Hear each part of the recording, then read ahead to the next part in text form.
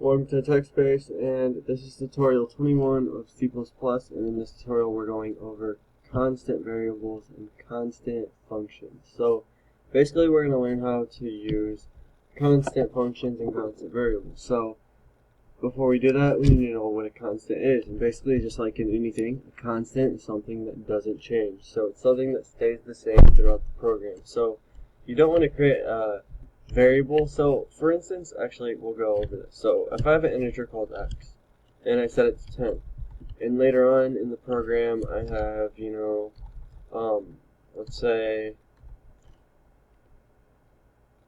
let's just say later on in the program I want to change x for some reason. I want to change x to 20.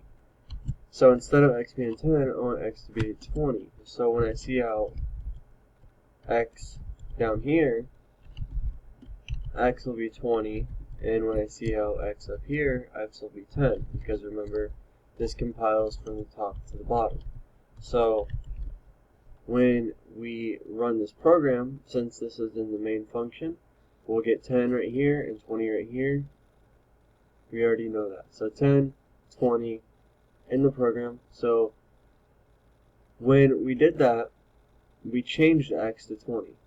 So if we had this as a constant, to do that we do const, constant, without the a and t, so it's just const, space, the variable, and then the variable name, and then whatever it's equal to, or if it's not equal to anything, just a semicolon, but in this case we had it equal to 10. So if we have a constant, x equals to 10, and then we go to change it, it's not going to work, because this is a constant, so we're saying we have this integer that we never want to change in the program. So when we go to create this, it's going to say, okay, you could declare x as a constant, but x down here says that you want to change it to 20, which you can't because it's a constant. So when I remove the constant, it works. But when I put the constant back, it doesn't work. And that's simply because you're not allowed to change the contents of x when it is a constant. So the same thing with a function, as you can see when I print this out. X is 10 both times because it's constantly x. So the same thing with a function. We'll go ahead and delete this stuff. I'm going to create a function, and we'll do it down here. And it's just going to be called, I'll make the prototype really quick. It's going to be a constant function. It's going to be integer, we'll make a string function that's just going to return a name to us, and that it's just going to be called name function. So we have a constant string function that has a name function with a parameter, let's say, of y. So then we're going to go down here below our main, and remember, in here we're going to want to call our function eventually. So we're going to eventually call the function, but we're going to create our function. So we're going to say constant string name function string of y, and add the body, and then we're just going to say return name, and then instead of y, actually, right down there I wrote name. Since we're using a name function, we're just using this to get a name, we're just going to use this as a string, and we're going to say get name. And again, we don't want to use void in this case, because a void function does not have a return type. A return type is the ultimate goal, or the ending to your function. So if I had a bunch of stuff up here besides that, like integer x is equal to 9, and then I set, integer y equal to 10 or 20, whatever, and then I see out x plus y in the line, that's cool, but if I have a return, and it's just going to return the name, the return type is the ultimate goal of this program. So this could be some code that's in this function, but the ultimate goal of this function was to rerun this parameter. So without these in that parameter of the function, it's not going to run this program because it's saying the return type of this return type of this function, my bad, is name. So that parameter is specified in this function before it's ran. So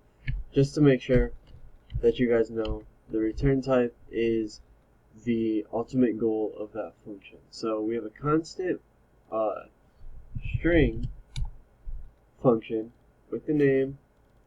We have a prototype and it's returning the name. So when we go up here in int main and we say we want to call this function, so what we're going to do is just type name function, and then in here when we're calling the function, remember we have a string parameter that we have to add. So in here we'll just type the text space, and that's the end of it. So when it sees this, it's going to set that parameter name automatically to this right here. So we could have specified, name somewhere else.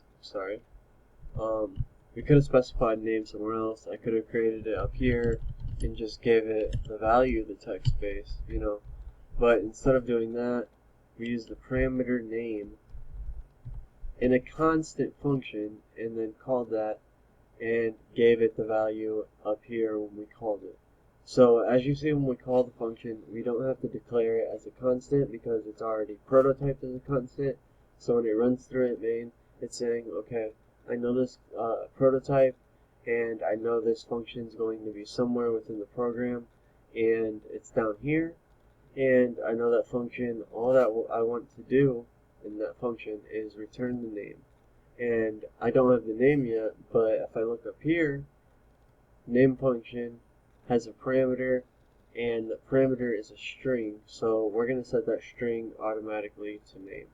So if I would have had two parameters, so if I would have had name and then another string called y, and then I went down here and added that as well, string y, and then we'll say return name plus y, and then I put parentheses and then welcome. So that's how you use constant functions, constant prototypes, and then call the function using a parameter. So the parameter was sort of just something extra. I have a different course that I'm going to do on actual practice problems for C++, helping you build your skills with C++ and other programming languages. So you can check out those if you want practice problems for in between these videos, and they will be in order from hardest to, or from easiest to hardest. So they'll be in line with the videos, and they'll be using similar things that you've learned to actually apply them to real world applications and software and logic and stuff like that. So if you want to watch those, I highly suggest that you watch that series and subscribe to my channel. The next video we'll be doing on C++ is inheritance, which has to do with classes. So stay tuned. That is tutorial 22, and I'll see you there.